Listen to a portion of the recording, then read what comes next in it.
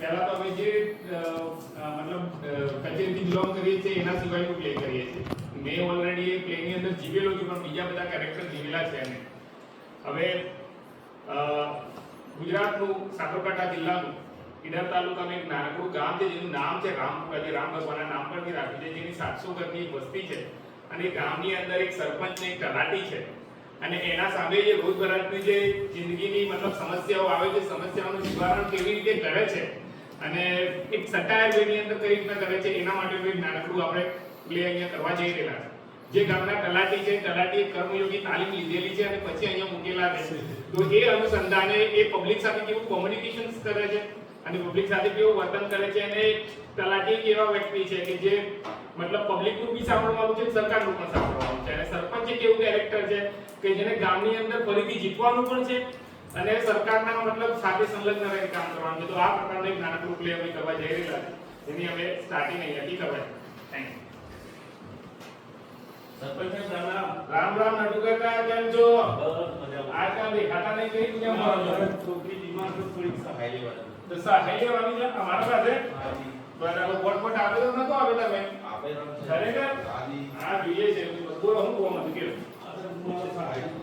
હા બરાબર. એટલું ફોર્મ ભરી આવો, સહી સિક્કા કરી આવો તો મામલતદારમાં જઈ ખરાવો. બરાબર. મેં જોવા તો વેરો કેટલો બાકી છે? તમારો 5000 વેરો ભરવાનો બાકી છે. નટુકાકા 5 વર્ષથી તમે ભર્યો નથી વેરો. સગવડ થઈ હતી નથી સાહેબ. હા મને તો નવું બાઈક લાયા છો. અરે સાહેબ બાઈક તો લાવ્યો. હા મને નવું બાઈક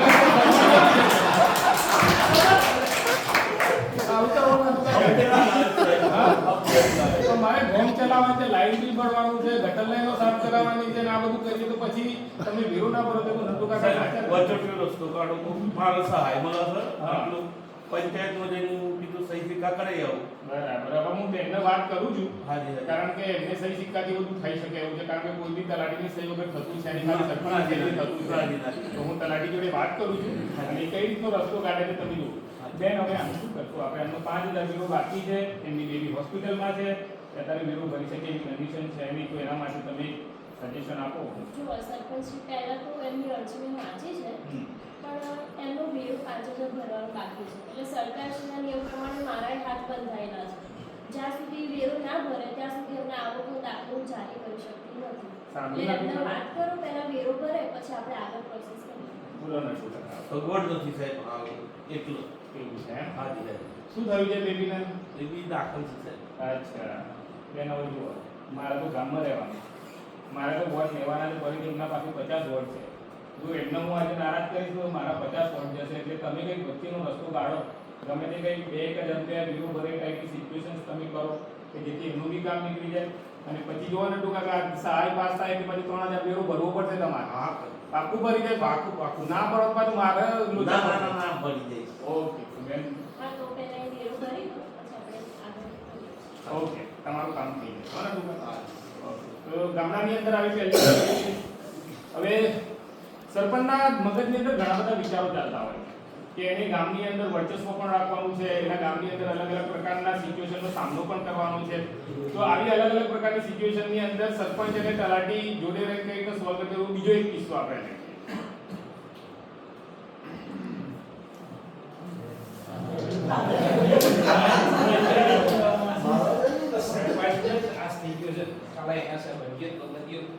સરપંચ હા બોલો. સરપંચ ભાઈ શાંતિ રાખો તો હું ઓફિસ બોલી ના અરે યાર તમે યાર તમારા પેલા સંબંધિત કોક કયો હા હું થયું છે તે પણ અરે બારે યાર ટ્રેક્ટર કાઢવું હોય 2 કલાક સુધી હે દબાણ કર્યું છે તે ટ્રેક્ટર જ નહીં નીકળતું. ને હું ટ્રેક્ટર એટલા લાવ્યો સમયમાં તો મારું ખેતર ખેડાઈ જાય.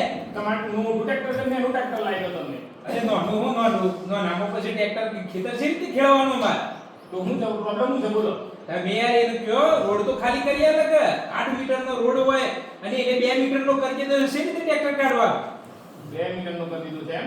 એનું કોક કરો તમારો સંબંધી છે હોબળતો નહીં. હવે ભાઈ અમારા સંબંધીઓએ જોવું પડે, બધું જોવું પડે. તમે શાંતિ રાખો, પહેલા સરપંચ જોડે વાત કરતા શીખો. તમે કઈ રીતે વાત કરો? તમે તમને વોટ આપે છે એના માટે આપે છે. અરે વોટ આવે તો ખરી દોરાવી દેતા અંદર. અરે તમારે યાર કામ કરવું જ પડે. ગામના વિકાસ માટે જો ના કરી એકતા તો રાજીનામું મૂકી જો. રાજીનામું મૂકવાની વાત ના કરો પરેશભાઈ.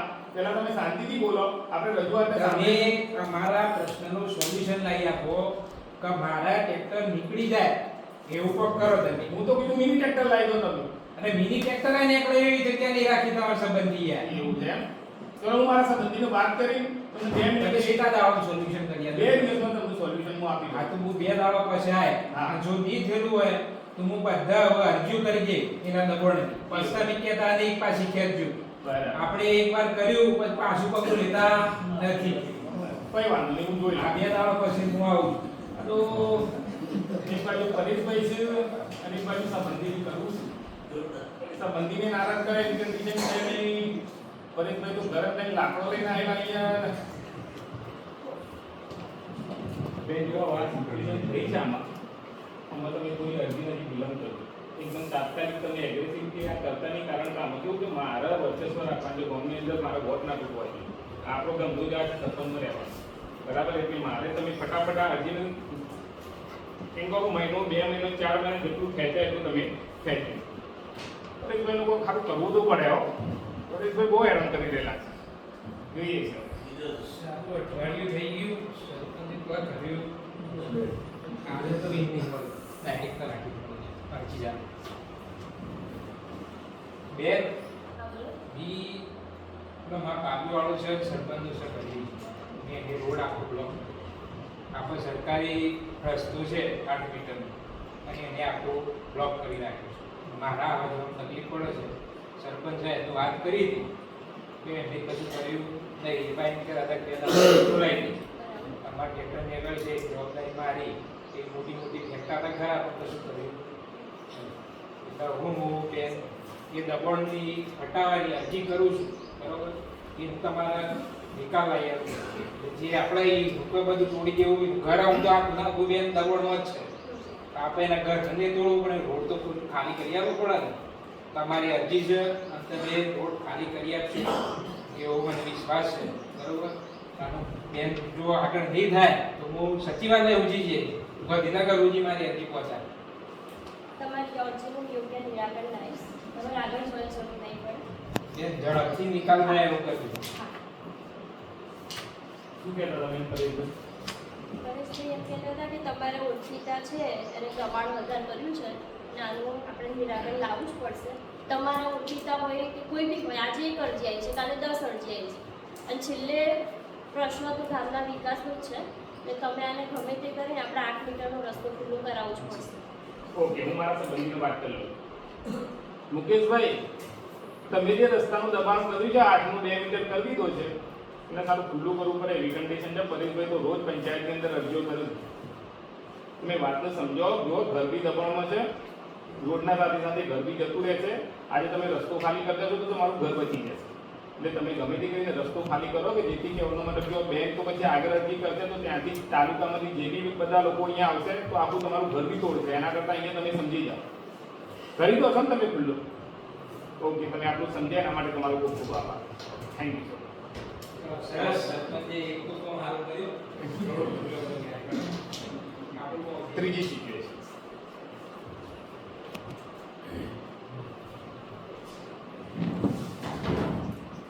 બોલો મુકેશભાઈ. સરપંચ સાહેબ રામ રામ. કેમ છો? મજામાં ને? બસ મજામાં. તમે કેમ છો? તબિયત પાણી સારી? એકદમ સારું. તમારા રાજમાં સારું તો ને વોટ આપતા ને. તમારા રાજમાં સાહેબ આવું કેવું ચાલે આ સરપંચ થઈને તમે? અરે, હું થયું પાછું? અરે તમે તો ગામના પાદરે તે બગીચાની બાજુમાં રહો છો. હા. તમને શું ખબર પડે બોલો? તમને ખબર? અરે અમારા આગળ ઘર મકાન છે. હા. આ ગટર લાઈન બ્લોક થઈ ગઈ બોલો. બ્લોક થઈ ગઈ છે એમ? હા. તો મહિના પહેલા જ નાખી બધી યાર. અરે સાહેબ તમને હું વાત કરું. હા. મારા આગળ શું ઘર નહીં નાથુભાઈ અમદાવીનું. હા, નાથુભાઈ અમારા બધી જ થયું છે. હા એ તમારી એ ભાઈ. હા. એમને તબેલો નહીં બનાવ્યો. હા. તે જીવાય બધું અંદર. કોણ અંદર નાખ્યું? તો પછી આવું કરો બોલો. એના તો ખરેખર સરપંચોની તો લેવાના દેવાતી યાર મારે. હા તમારે તમે સરપંચ બને ને સાહેબ એ તો ભાઈ ઉઠાવો છો બધા એવું છે? તમે બી. બોલો આવું કરો કશું વાંધો નહીં. ચલો આની ગમે તે કરીને આપણે નિવારણ કરીએ છીએ. તમે ચિંતા ના કરશો. સાહેબ જુઓ અમે 7 ભાઈઓ છે હા. બરાબર ને અમારા 70 તો વોટ છે તમને ખબર છે કે હા, એ અમારા ઘરના- તમારું કામ તમારે કરવું જ પડે. મારા ભાઈના ઘેર લગન આવે છે હા.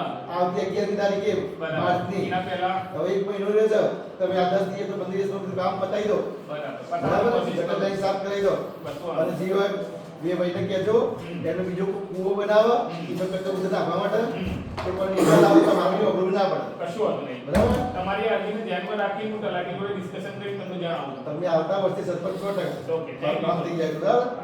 બેન હવે આ જે ગટર લાઈન બ્લોક થઈ છે એટલે ના હોય તો આપણે સાફ કરવા વાળા બોલાવીએ તો અંદરથી જો કોઈ બી કૂડોદાર કે કેવું કચરો કેવું નીકળે તબેલાનો તો આપણે એને કાયદેસર દંડ કરી આપણે એના પાસેથી દંડ કરી સાફ કરવાના. આપણે પહેલા સાફ સફાઈનું જોડાઈ લઈએ જગ્યાનું નિરાકરણ જોઈએ જી. એટલે ત્યાં જઈને સાફ સફાઈ કરતા એમના ઘરનો કેવો કચરો નીકળશે તો એનો જે ખર્ચો છે પંચાયત ભોગવશે નહીં એટલે આપણે એને કાયદેસર એને નોટિસ આપી. આપીને કરાય.